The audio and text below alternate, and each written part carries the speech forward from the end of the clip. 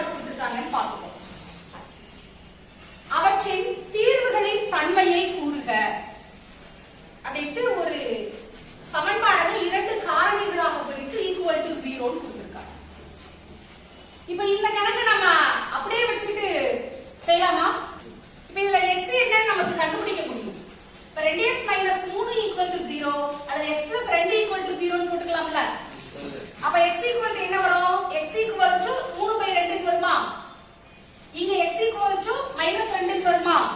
எந்த புள்ளியில வெட்டுறதுக்கான வாய்ப்புகள் இருக்கு சொல்லு? -2 ல வெட்டும். அடுத்து இங்க பாத்தீங்கன்னா 1.5 ல வெட்டுமா? x அச்சுல வெட்டுறப்போ -2 லயோ +1.5 லயோ வெட்டுவதற்கான வாய்ப்புகள் இருக்கு. இந்த காரணி அப்படிதான் கொடுத்திருக்காங்க. இப்போ நமக்கு அட்டவணை போடணும் அப்படின்னா தேவையான அட்டவணை நமக்கு தேவையில்லப்பா. அப்போ தேவையான அட்டவணை எப்படி போடணும்னு பாப்போமா? சரி, இப்போ நம்ம இத இப்படி வச்சுட்டு நம்ம அட்டவணை போட முடியுமா? அதுக்கு நமக்கு x புள்ளிகள் எடுக்கணும்னா x² வேணும், அடுத்து x வேணும், அடுத்து தனி உறுப்பு, அந்த மாதிரி தான் நம்ம பழகி இருக்கோம். அப்போ இது ரெண்டையும் உள்ள பெருக்கி இந்த ரெண்டு காரணிகள் இருக்கு பாத்தியா? 2x ஐயும் x ஐயும் பெருக்கு, திரும்ப 2x ஓட 2 பெருக்கு, அடுத்து -3 ஓட x பெருக்கு, -3 ஓட +2 பெருக்கு. பெருக்கி போடலாமா? போடலாமா? பெருக்கி சொல்லுங்க பார்க்கலாம். 2x × x 2x², 2x × +2 +4x, அடுத்து -3 × x -3x, அடுத்து -3 × 2 -6. என்ன ஆறு? -6. இப்போ இத நம்ம சுருக்குறோம்னு வெச்சுக்கோ. 2x², 2x², இப்ப 4x இங்க -3x. அப்ப கழிச்சிடலாம்ல? அப்ப +x -6 = 0. சமன்பாடு எப்படி வருமா? சமன்பாடு எப்படி வருமா? ஆனா நம்ம எடுத்துக்கிறது நம்ம எப்படி எடுத்துக்குவோம்? y = எடுத்துக்குவோமா? சோ 2x² + x -6 ன்னு எடுத்துக்கோ. இப்ப சரியா அட்டவணை போடுறதுக்கு தயாராயிட்டமா? அப்ப x க்கு புள்ளி என்ன எடுத்துக்கலாம்? ஏனா x -2 லயும் 1.5 லயும் வெட்டுதுன்னு சொன்னோம் இல்லையா?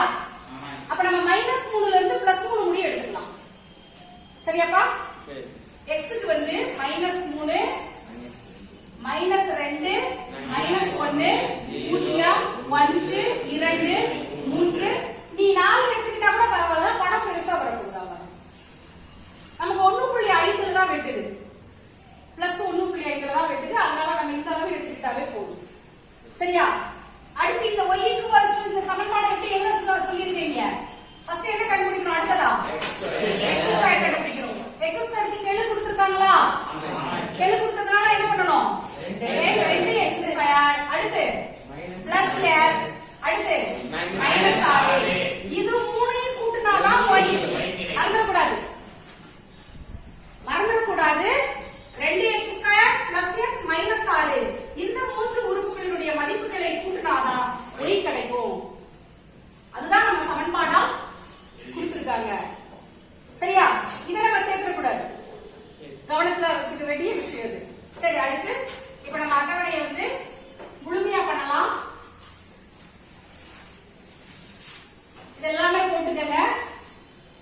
ஏன்னா அப்பதான் உங்களுக்கு ஈஸியா நம்பர்ஸ் ஈஸியா இருக்கும். அங்கங்க போட்டீங்கன்னா நம்பர் எதுக்கு எதுக்குரிய நம்பர் அப்படிங்கிறது தெரியாம போயிடும் இல்லையா?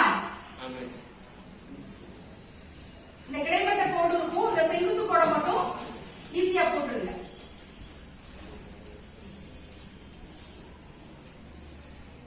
சரி, என்ன கண்டுபிடிக்க போறோம்? x². x² னா x க்குரிய மதிப்பு எல்லாமே என்ன பண்ணணும்? ஸ்கொயர் பண்ணணும். 3 ஏனா பிளஸ் போட்டுருக்கேன், பெருக்குறப்ப அது பிளஸ் ஆயிடும். மைனஸ் மைனஸ் பிளஸ் ஆயிடும். 2 1 × 1 0 9. அடுத்து என்ன கண்டுபிடிக்கணும்? 2x².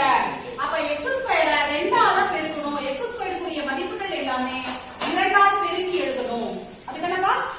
பெருக்கி சொல்லுங்க பார்க்கலாம். 2 18 2 8 1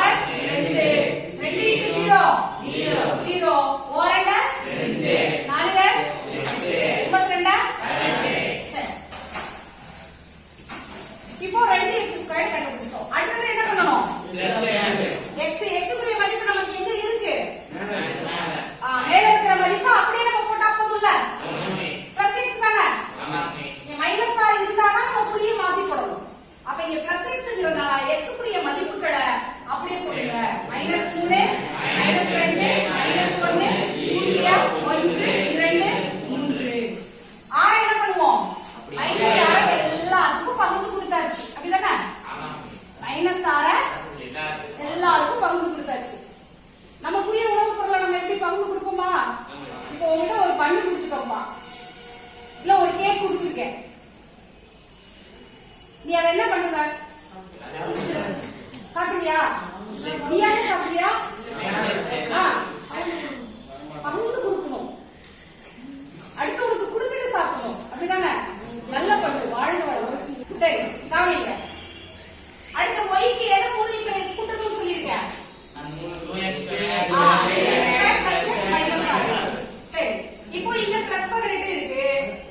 18ல இருந்து 3 ரூபாயை கொடுத்துட்ட, 15 ரூபாய் இருக்கும். அதுல இன்னொருத்தருக்கு 6 ரூபாயை கொடுத்துட்ட, 9 ரூபாய், 9 சரியா? அடுத்து இங்க 8 இருக்கு. 8ல இருந்து 2 நீக்கினா எவ்வளவு வரும்? 6. 6 இன்னொருத்தவங்களுக்கு கொடுத்தாச்சு, 0 ஒண்ணுமே இருக்காது. அடுத்து இங்க 2 ரூபாய் தான் உங்ககிட்ட இருக்கு, அதுல 1 ரூபாய் கொடுத்துட்டோம் இன்னொருத்தருக்கு, மீது 1 ரூபாய் தான் இருக்கு. ஆனா இன்னொரு 6 ரூபாய் இன்னொருத்தருக்கு கொடுக்கணும். அப்ப நீ 1 ரூபாய் கொடுத்துருவ, இங்க கொடுத்துருவ. ஆனா மீது 5 ரூபாய் கொடுக்க வேண்டி இருக்கும், இதுதானே? அப்ப -5 -5 இங்க எதுவுமே இல்ல. அடுத்தவங்களுக்கு 6 ரூபாய் தான் கொடுக்கணும். அப்ப -6 அப்படியே இருக்கும். அடுத்து இங்க பாரு, இது ரெண்டையும் கூட்டினா பிளஸ்ல தானே இருக்கு.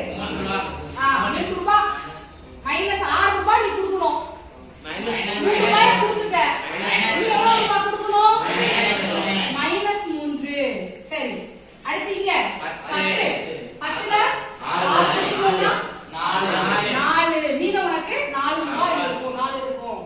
சரி, அடுத்து இங்க 18. 18 21. 21ல இருந்து 6 ரூபாய் கொடுக்கணும்னா 15. அப்ப குறிக்கும் புள்ளிகள் எழுதிக்கலாமா? குறிக்கும் புள்ளிகள் என்னன்னு சொல்றீங்களா? குறிக்கும் புள்ளிகள் x y சொல்லுங்க பார்க்கலாம். 9 சரியா? x y சொல்லுங்க. -3, 9. அடுத்து -2, 0.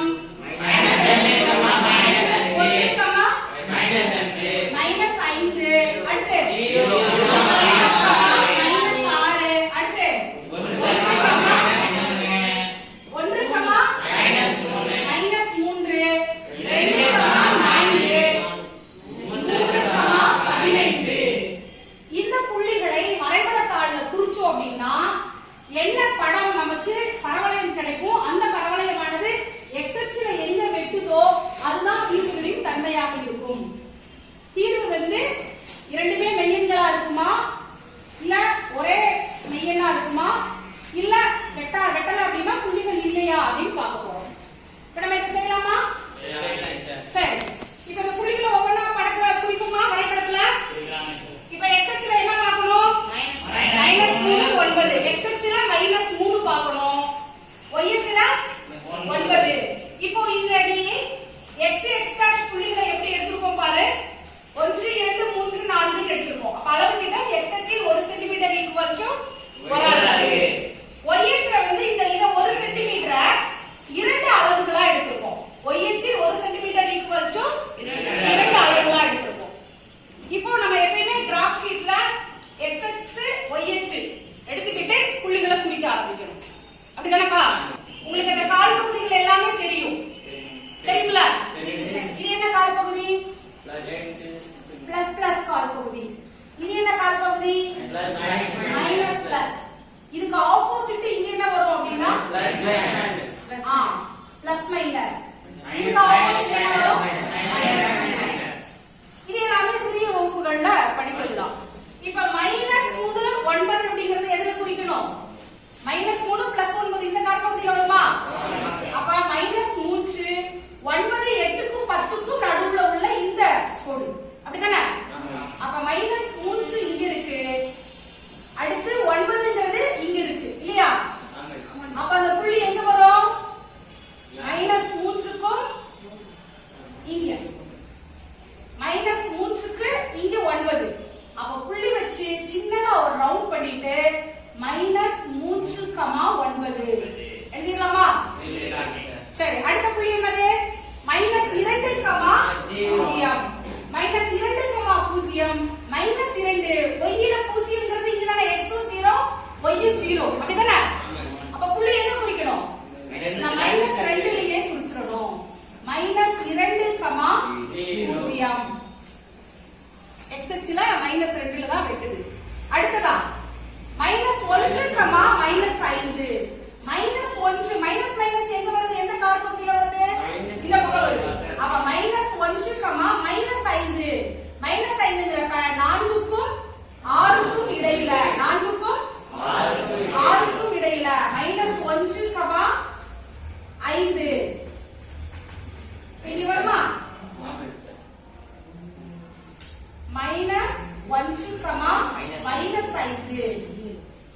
புள்ளி 0, -6 x ல 0 y ல -6 அப்ப எங்க வருது இங்க வருது 0, -6 அடுத்து பா 1, -3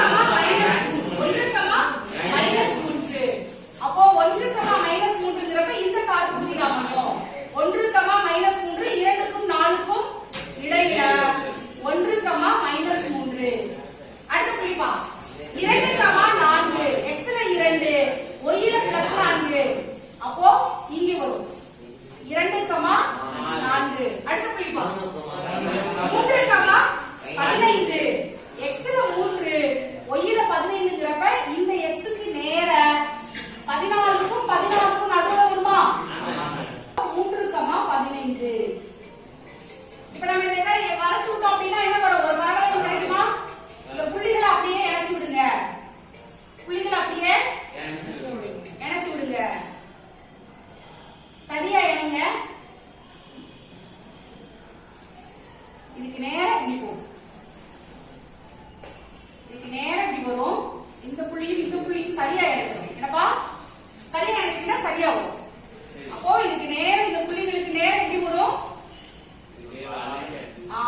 கரெக்டா வரணும் இந்த புள்ளிகளுக்கு நேரா கரெக்டா வரணும் நீ ஸ்கேல் வைக்க வேண்டாம் கரெக்டா மட்டும் அளவு போட்டு வர சரி இப்போ இது எந்த புள்ளிகள்ல வெட்டுது அப்படிங்கறதா நம்ம தீர்வின் தன்மை அப்படிங்கிறது இப்ப எஸ்எஸ்ல எதுல வெட்டுது இங்க -2ல வெட்டுது இங்க 1.5 அதாவது 1க்கும் 2க்கும் நடுவுல வெட்டுதா அப்ப இந்த கணக்கோட தீர்வு என்ன தீர்வு x -2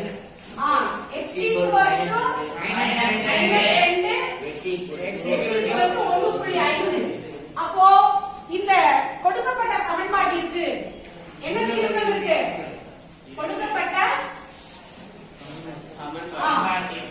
சமன்பாட்டிற்கு இரு வெவ்வேறு மெய்யெண் தீர்வா இரு வெவ்வேறு மெய்யெண் தீர்வுகள்